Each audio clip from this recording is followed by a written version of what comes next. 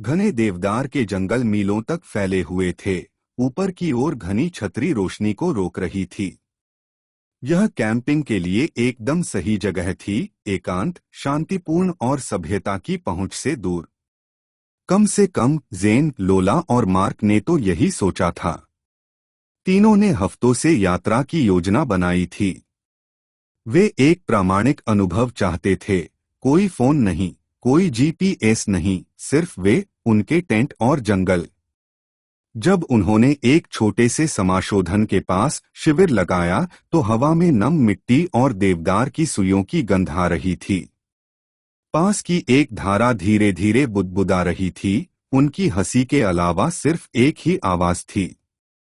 जैसे जैसे शाम ढलती गई, हवा तेज होती गई, पत्तियों में एक भयानक फुसफुसाहट सी सरसराहट होने लगी। आग की चिंगारी पेड़ों पर लंबी, नाचती हुई परछाइयां बना रही थी। वे बारी बारी से भूत की कहानियां सुना रहे थे। हर कोई अपनी डरावनी कहानियों से दूसरे को मात देने की कोशिश कर रहा था। तभी उन्होंने पहली बार इसे सुना। एक फुसफुसाहट, हल्की, लगभग अगोचर, लेकिन निश्चित रूप से वहां थी।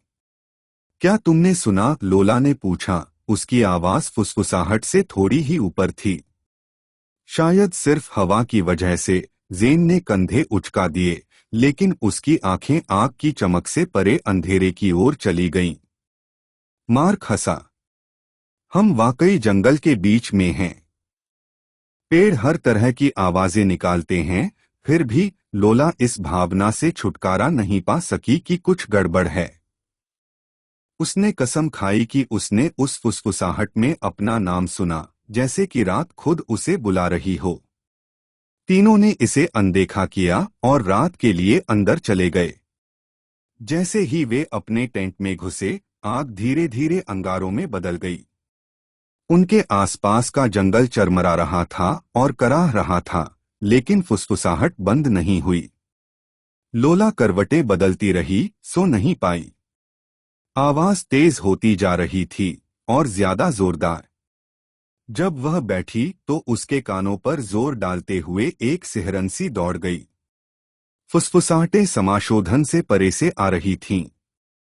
वे सिर्फ हवा नहीं थीं, वे आवाजें थीं। ज़ेन, मार्क, उसने धीरे से पुकारा। कोई जवाब नहीं। उसने अपने टेंट की जिप खोली और बाहर झांका। आग पूरी तरह बुझ चुकी थी और कैंपसाइट पर अंधेरा छा गया था।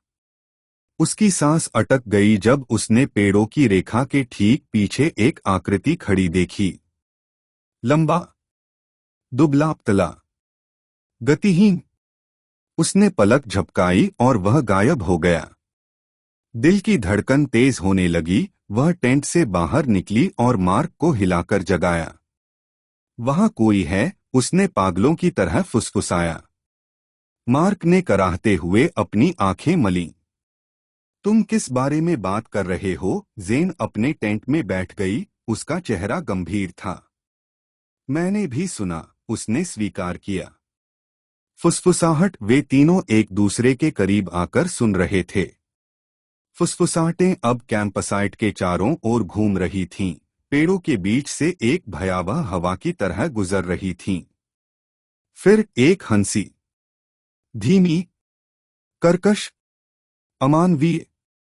मार्क ने टॉर्च पकड़ी और उसे जंगल में चमकाया।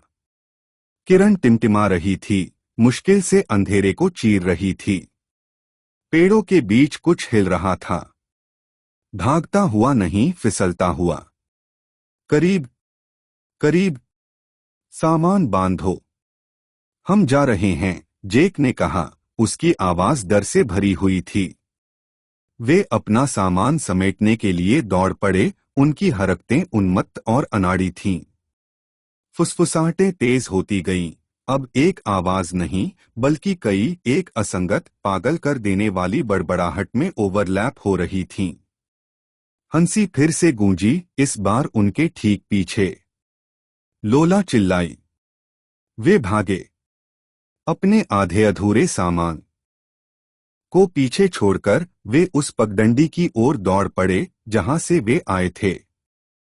फुसफुसाहटें उनके पीछे पीछे चलीं, गति बनाए रखते हुए। उनकी दृष्टि के किनारों पर छायाएं टिमटिमा रही थीं, जो अप्राकृतिक तरीकों से फैल रही थीं और बदल रही थीं। पगडंडी मूर्ति और मूर्ति रही, लेकिन वे परिचित निशान जो उन्होंने पहले देखे थे, गायब हो गए थे। कोई पैरों के निशान नहीं, कोई संकेत नहीं कि वे कभी इस ओर आए थे। ऐसा लग रहा था जैसे जंगल ही बदल गया हो, उन्हें अंदर फंसा लिया हो।